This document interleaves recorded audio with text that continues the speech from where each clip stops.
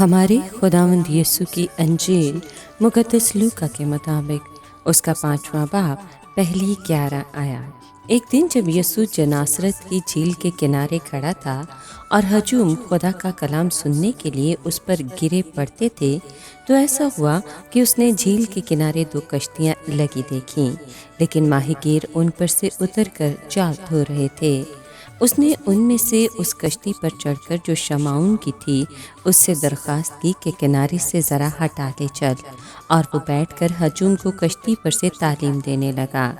جب کلام کر چکا تو شمعون سے کہا کہ گہرے میں لے چل اور تم شکار کے لیے اپنے جال ڈالو۔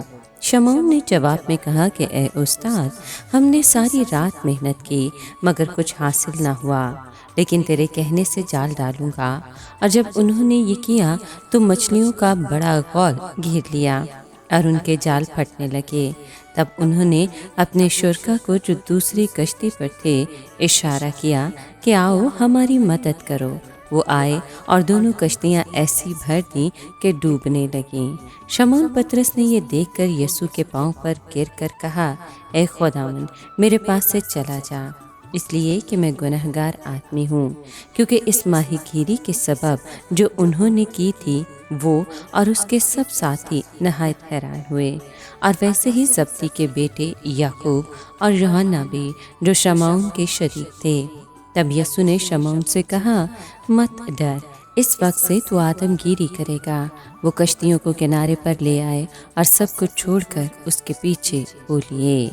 پاک کلام کے پڑھے اور سنے جانے پر خداوند کی برکت ہو، خدا کا شکر ہو۔ عزیز دوستو، آج کے کلام میں ہم پطرس کی بلاہٹ کے سادہ بیان سے کئی اہم سبق سیکھتے ہیں۔ خداوند نے پطرس کی کشتی کو پلیٹ کے طور پر استعمال کر کے بھیڑ کو تعلیم دی کہ اگر ہم بھی اپنا سارا مال اسباب نجات دہندہ خداوند کے سپرد کر دیں تو دیکھ کر حیران رہ جائیں گے کہ وہ اسے کس قدر اور کس طرح استعمال کرتا اور ساتھ ہی ہمیں اجر بھی دیتا ہے۔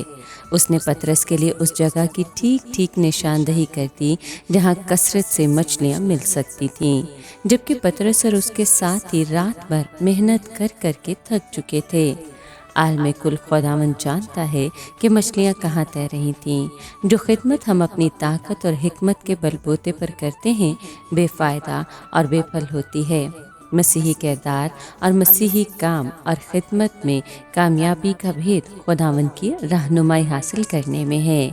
پطرس خود ایک تجربہ کار ماہی گیر تھا، مگر اس نے ایک بڑھائی کا مشورہ مان لیا۔ نتیجہ یہ ہوا کہ جال بھر گئے۔ اس سے حلیمی، تعلیم پذیری اور فرما برداری کی قدر و قیمت اور اہمیت واضح ہوتی ہے۔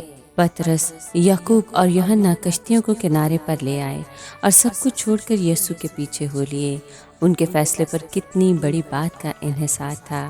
اگر وہ اپنی کشتیوں کے ساتھ ہی رہنے کا فیصلہ کرتے تو ہم ان کا نام تک نہ جانتے۔